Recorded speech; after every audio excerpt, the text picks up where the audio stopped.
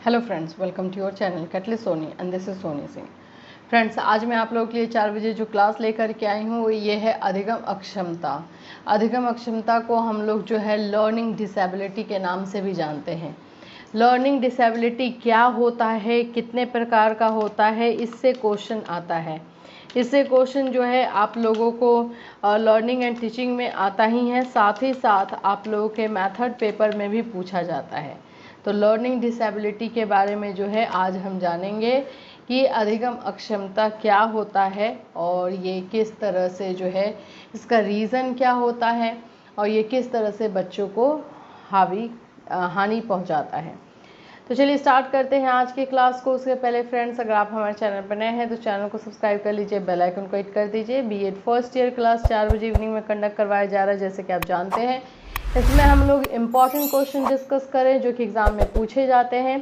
साथ ही साथ Chaudhary Charan Singh university, Bihar B Ed entrance, Bihar B Ed first year, Awadh B Ed first year, Agra B Ed first year, इन सब का पेड क्लास हमारे चैनल पर कंडक्ट करवाया जाता है। तो अगर आप हमसे जुड़ना चाहते हैं तो जो व्हाट्सएप नंबर दिया गया है आप उस पर मैसेज कर सकते हैं।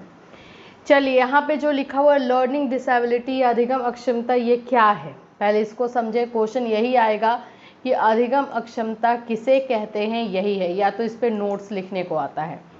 तो यहाँ पे है अधिगम अक्षमता से अभिप्राय उन मनोवैज्ञानिक दशाओं से, याद रखिए, उन मनोवैज्ञानिक दशाओं से है जिसमें व्यक्ति का मस्तिष्क सुचारू रूप से कार्य करने में अक्षम होता है। मतलब कि किसी भी इंसान का जो मस्तिष्क है, जो दिमाग है, जो ब्रेन है, वो सही तरीके से काम नहीं कर पाता है, उसमें वो एबिलिटी नहीं होती है। साथ ही साथ बोलने में असमर्थ होता है। क्या होता है कि हम अपने दिमाग की मदद से ही जो हम सोचते हैं वो हम बोल करके ही तो व्यक्त करते हैं। तो बोलने में भी प्रॉब्लम होता है, बोलने में भी जो है असमर्थ होता है, लिखने में असमर्थ होता है। ये सब लर्निंग के अकॉर्डिंग ही आता है, लर्निंग के अंडर में ही आता है बोलना, लिखना। इस प्रकार की बालक को होने वाली परेशानी को अधिगम अक्षमता कहते हैं। मतलब बालक जो है, अगर हम इनडायरेक्टली देखें तो बालक जो है ना सही तरीके से सोच पाता है, ना ही अपने दिमाग को यूज़ कर पाता है, ना ही बोल पाता है और ना ही लिख पाता है, तब वो होती है लर्निंग डिसेबिलिटी। आई होप कि आप लोग समझ गए होंगे, ज़्यादा डिफ़िकल्ट तो है नहीं। लर्निंग डिसेबिलिटी मीन्स होता है कि हम जो भी बच्चा है, जो भी इंसान है, अपने मस्तिष्क को, अपने दिमाग को, अपने ब्रेन को सही तरीके से, उसका ब्रेन जो है काम नहीं करता है, सही तरीके से वो बोल नहीं पाता है, सही तरीके से लिख नहीं पाता है, वो सब लर्निंग डिसेबिलिटी होती है। अब इसमें है कि अधिगम अक्षम बालक, यानी कि जो लर्निंग डिसेबिलिटी से पीड़ित बालक होते हैं, ये कैसे होते हैं? ऐसे बालक जो उपरोक्त बताई गई दशाओं में किसी एक दशा या उससे अधिक दशाओं से अधिगम में परेशानी का सामना करते हैं, ऐसे बालकों को अधिगम अक्षम बालक कहते हैं। ये जो ऊपर बताया गया कि बोलने में प्रॉब्लम हो, लिखने में प्रॉब्लम हो, दिमाग सही तरीके से काम ना करे, इन तीनों कंडीशन में से कोई भी अगर कंडीशन में बच्चा होता है या उसको प्रॉब्लम होती है लर्निंग में, उसको हम लोग उस बच्चे को जो है हम लोग डिसेबल, यानी कि लर्निंग डिसेबल बच्चा या लर्निंग डिसेबल चाइल्ड कहते हैं। अब ये क्या है, इसकी विशेषता क्या है? अधिगम अक्षम या निरोग्य बालक किसको कहते हैं? जो बालक को ये सारी प्रॉब्लम होती है उसको, इसकी विशेषता क्या है? पहली है अति सक्रियता, ओवर एक्टिवनेस होता है। वो ओवर एक्टिवनेस भी सही नहीं होता है। जितनी आपको ज़रूरत है एक्टिव होने का या जितना ज़रूरी है एक्साइट होने का, वही होना चाहिए। अगर आप ओवर एक्टिव हो, किसी भी काम में हड़बड़ा जा रहे हो, समझ में आपको नहीं आ रहा है कि वो काम किस तरह से करना है, तो ये जो है आपके लर्निंग डिसेबिलिटी में आता है। दूसरा है सामवेगिक अस्थिरता। सामवेगिक अस्थिरता का मतलब हो जाता है कि इमोशन जो है वो कंट्रोल में नहीं रहता है।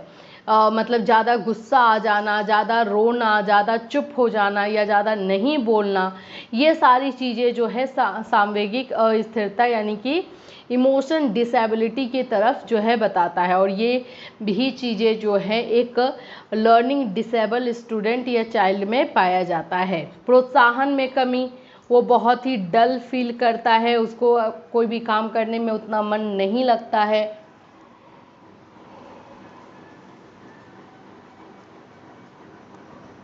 विशिष्ट शैक्षिक समस्याएं, कुछ शैक्षिक समस्याएं आती हैं, जैसे कि हमने बताया कि बोलने में प्रॉब्लम हो जाता है, लिखने में प्रॉब्लम हो जाता है। इस तरह की कोई स्पेशल जो बहुत ज़्यादा सीरियस काइंड ऑफ जो प्रॉब्लम होता है वो हो जाता है। विद्युत तरंगों में असमरूपता, प्रात्यक्षिक गति की स्थिरता, सामान्य समन्वय का अभाव, स्मृति एवं चिंतन व्याधित होना, अध्ययन समस्या, मतलब ओवरऑल लर्निंग से रिलेटेड जो है प्रॉब्लम होता है। बच्चों को पढ़ने में प्रॉब्लम होता है, स्टडी में प्रॉब्लम होता है, लर्न करने में प्रॉब्लम होता है, रीजनिंग यानी सोचने में प्रॉब्लम होता है। ये सारे के सारे जो प्रॉब्लम होते हैं वो लर्निंग डिसेबल चाइल्ड के आप बोल सकते हैं लक्षण होते हैं।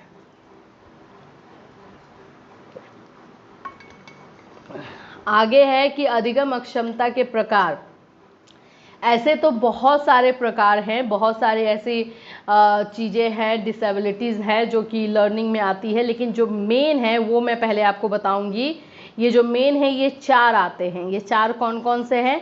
पहला है पठन अक्षमता, यानी कि पढ़ने में जो है प्रॉब्लम होती है वो। दूसरा है लिखने में प्रॉब्लम। तीसरा है भावबोधक, यानी कि समझने में प्रॉब्लम, जो पढ़ते हैं वो समझ में नहीं आता है। और चौथा है अंक गणितीय, यानी कि कैलकुलेशन में प्रॉब्लम। ये 4 मेन हैं, इसके अलावा भी बहुत सारे हैं जिसको हम आगे डिस्कस करेंगे। तो इन चारों का देखिए। पठन अक्षमता, यानी कि पठन अक्षमता का अभिप्राय पठन विकार होना है। इसके 2 रूप होते हैं, डिसलेक्सिया होता है और एलेक्सिया होता है। डिसलेक्सिया यानी कि पढ़ने में अगर आपको प्रॉब्लम है तो उसको हम क्या बोलते हैं? डिसलेक्सिया बोलते हैं, याद रखिएगा। पढ़ने में आपको प्रॉब्लम आ रही है तो वो डिसलेक्सिया, और दूसरा एलेक्सिया भी इसी का होता है, जिसको पढ़ने में प्रॉब्लम आती है। ये 2 रूप इसके होते हैं। दूसरा है लेखन अक्षमता। तो इसमें 2 तरह से होता है, डिसग्राफिया होता है, एक डिसग्रेजिया, यहाँ लिखा डिसग्राफिया होता है, जिसमें बच्चों को जो है लिखने में प्रॉब्लम होती है। और दूसरा है डिसप्रैक्सिया है, और तीसरा अग्रेफिया है, बिल्कुल ही नहीं लिख पाना, एक थोड़ा बहुत प्रॉब्लम होना। इस तरह से ये 3 कैटेगरी में दिया गया है। तो ये लिखने वाले जो अक्षमता होती हैं, डिसग्रेजिया, डिसप्रैक्सिया, अग्रेफिया है, डिसग्राफिया के अंतर्गत ये सब आते हैं। भावबोधक अक्षमता, यानी कि जो है अपने फीलिंग्स को, अपने आप को जो है प्रेजेंट नहीं कर पाना। तो इसमें कौन कौन से होते हैं? तुतलाना, हकलाना, अपने भावों को जो है व्यक्त नहीं कर पाना। अंक गणितीय अक्षमता, यानी कि जो है कैलकुलेशन नहीं कर पाते हैं, मैथ्स में प्रॉब्लम होता है उनको। तो इसका जो नाम है वर्बल डिसकैलकुलिया है, मतलब कि कैलकुलेशन में प्रॉब्लम होता है। ग्राफिकल डिसकैलकुलिया है, यानी कि ग्राफ के कैलकुलेशन में प्रॉब्लम होता है। तो ये सारे गणित से रिलेटेड यानी मैथ्स से रिलेटेड हैं। अभी इसके अलावा जैसे मैंने आपको बताया कि बहुत सारे हैं। देखिए, डिसग्राफिया लेखन संबंधी। तो इस डिसग्राफिया में 3 तरह के आते हैं, डिसग्रेजिया, डिसप्रैक्सिया, अग्रेफिया। ठीक है, लेकिन एक अगर नाम लेंगे तो ये डिसग्राफिया के नाम से है। डिसलेक्सिया पढ़ने संबंधी, डिसग्राफिया लिखने संबंधी। एक बात मैं आपको बता दूं, ये जो डिसलेक्सिया है ये हिंदी इंग्लिश दोनों में डिसलेक्सिया ही लिखेगा। इंग्लिश में डिसलेक्सिया और हिंदी में कुछ और नहीं लिखेगा, ये डिसलेक्सिया लिखेगा। पूछेगा कि डिसलेक्सिया पे नोट्स लिखे। अब आपको डिसलेक्सिया का मतलब नहीं पता होगा कि डिसलेक्सिया किस तरह के जो है लर्निंग डिसेबिलिटी को बोलते हैं, तो फिर आप नहीं लिख पाएंगे। जब आपको पता रहेगा कि पढ़ने की जो डिसेबिलिटी होती है उसको हम डिसलेक्सिया कहते हैं, तो उसको आप एक्सप्लेन कर पाएंगे कि जो भी बच्चों को जो है लर्निंग में यानी अधिगम में प्रॉब्लम होता है, जिसमें वो पढ़ने में अक्षम होते हैं, उन लोगों को डिसलेक्सिया बीमारी से के नाम से जाना जाता है और उनको ये प्रॉब्लम होती है। तो जब आपको पता होगा तभी तो आप लिख पाओगे। फिर है डिसकैलकुलिया, यह गणितीय कौशल संबंधी विकार होता है, यानी कि मैथ्स से रिलेटेड कैलकुलेशन में प्रॉब्लम होता है। डिसफेसिया यानी वाक क्षमता संबंधी विकार, यानी बोलने में प्रॉब्लम होता है। डिसप्रैक्सिया जो है लेखन एवं चित्रांकन, यानी कि जो पेंटिंग किया जाता है उसमें प्रॉब्लम होता है। फिर डिसऑर्थोग्राफिए है, वर्तनी संबंधी स्पेलिंग में प्रॉब्लम होता है, वर्तनी मतलब स्पेलिंग में प्रॉब्लम होता है। ऑडिटरी प्रोसेसिंग डिसऑर्डर यानी कि सुनने में प्रॉब्लम, तो ऑडिटरी यानी कि ऑडियो से रिलेटेड है तो इसमें सुनने में प्रॉब्लम रहता है। विजुअल परसेप्शन डिसऑर्डर यानी कि देख करके सही तरीके से पहचान नहीं लगा पाना, वो होता है विजुअल परसेप्शन। सेंसरी इंटीग्रेशन और प्रोसेसिंग डिसऑर्डर यानी इंद्रिय समन्वय क्षमता यानी कि जो 5 हमारी सेंस ऑर्गन होते हैं उस पर कंट्रोल नहीं होना, सही तरीके से कंट्रोल नहीं होना। फिर है ऑर्गेनाइजेशनल लर्निंग डिसऑर्डर यानी सही तरीके से जो है लर्निंग का काम नहीं कर पाना, और वो इसको बोलते हैं अनऑर्गेनाइज्ड होना, तो ये एक प्रॉब्लम होता है। तो ये 10 तरह के वैसे प्रॉब्लम हैं, लेकिन मेन जो है वो 4 है जो हमने 4 किया। अब इसमें एक्सप्लेन किया गया है कि डिसलेक्सिया क्या होता है। तो डिसलेक्सिया शब्द ग्रीक भाषा के 2 शब्द डस और लैक्सिस से मिलकर बना है, जिसका अर्थ होता है कथन यानी भाषा।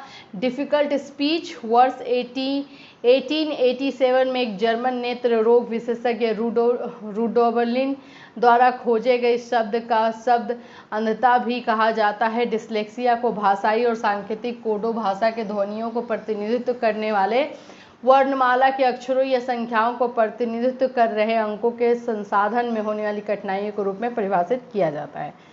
तो ये डिसलेक्सिया के बारे में आपको थोड़ा सा है। अब इसके लक्षण जो है, वर्णमाला अधिगम में कठिनाई होती है, जो वर्णमाला होता है उसको लर्न करने में प्रॉब्लम होता है। अक्षरों की ध्वनियों को सीखने में प्रॉब्लम होता है। एकाग्रता यानी फोकस नहीं कर पाते हैं। पढ़ते समय स्वर वर्णों का लोप हो जाता है। शब्दों को उल्टा या अक्षरों का क्रम इधर उधर पढ़ना हो जाता है। वर्तनी दोष, ये सारी जो है डिसलेक्सिया के पहचान हैं। यहाँ पे आपको डिटेल में डिसलेक्सिया के बारे में जो है दिया गया है कि डिसलेक्सिया का उपचार कैसे है। तो डिसलेक्सिया पूर्ण उपचार असंभव है अगर किसी में है ये प्रॉब्लम। एक्चुअली अगर इंडिया में देखें तो मोस्ट ऑफ जो है लोगों में, बच्चों में ये प्रॉब्लम आती है, क्योंकि बचपन से उनको जैसे सिखाया जाता है, गलत ही पढ़ा दिया जाता है, वही वो फॉलो करते रह जाते हैं, तो ये प्रॉब्लम होती है। और अगर पूर्ण रूप से बोले तो असंभव है, लेकिन इसको उचित शिक्षण अधिगम पद्धति के द्वारा निम्नतम यानी कि कम से कम किया जा सकता है। डिसग्राफिया जैसे कि लिखने में प्रॉब्लम होता है, तो लिखते समय स्वयं से बातें करना, अशुद्ध वर्तनी एवं अनियमित रूप और आकार वाले अक्षर को लिखना, ये सारे जो लक्षण दिए गए हैं, अगर आसपास के किसी बच्चे में या आप में खुद में ऐसा दिखे तो आप समझिए कि ये अधिगम अक्षमता यानी कि लर्निंग डिसेबिलिटी आप में खुद में है। एक्चुअली में ये हम सब में जो है कोई न कोई लर्निंग डिसेबिलिटी होती ही है।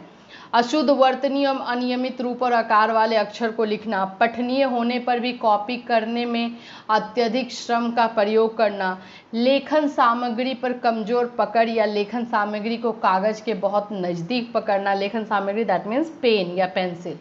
अपठनीय हस्तलेखन, जो राइटिंग होती है वो बिल्कुल रीडेबल नहीं होती है, पढ़ने लायक नहीं होती है।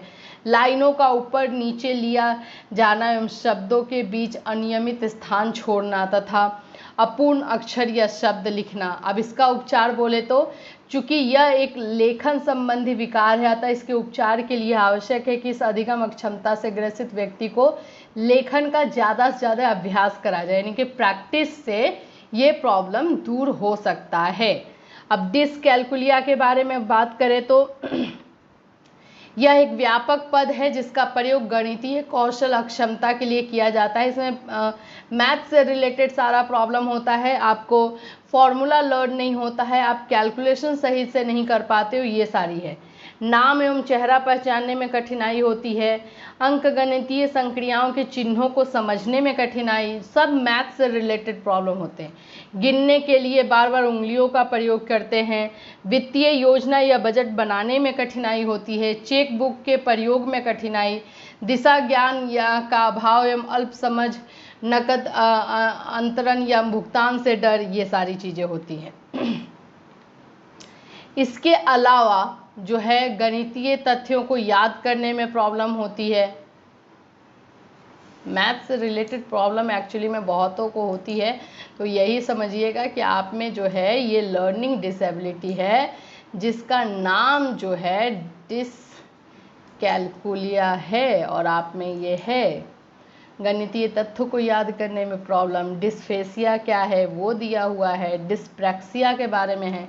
इतने डिटेल में अगर आप कर लेते हैं तो आपके लिए कहीं पर भी कोई भी क्वेश्चन, अगर एक और चीज़ मैं बता दूं, ये जो क्वेश्चन है, ये जो टॉपिक है, इससे सबसे ज़्यादा क्वेश्चन जो है सीटेट में पूछा जाता है। तो इसको अगर आप अभी से अच्छा कर लेंगे तो सीटेट में डेफिनेटली फ़ायदा करेगा। और लर्निंग डिसेबिलिटी से सीटेट में 3 से 4 क्वेश्चन रहता ही रहता है। डिसलेक्सिया तो इतनी बार पूछा गया क्वेश्चन है, डिसलेक्सिया, डिसग्राफिया, कि आप खुद अगर देखोगे तो आपको मिल जाएगा।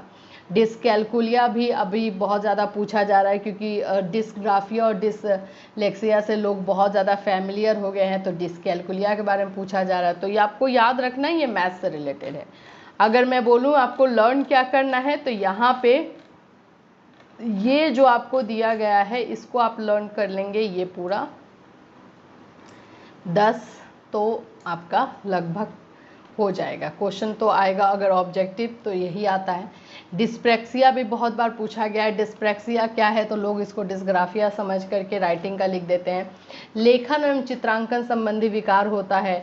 डिसऑर्थोग्राफी जो है स्पेलिंग से रिलेटेड होता है। तो ये सारे प्रॉब्लम जो है लर्निंग डिसेबिलिटी में होती है। अगर आप लोगों का क्वेश्चन आएगा भी तो ये आता है लर्निंग डिसेबिलिटी पे नोट्स लिखने के लिए, या फिर वो किसे कहते हैं, मतलब शॉर्ट में ये क्वेश्चन आता है।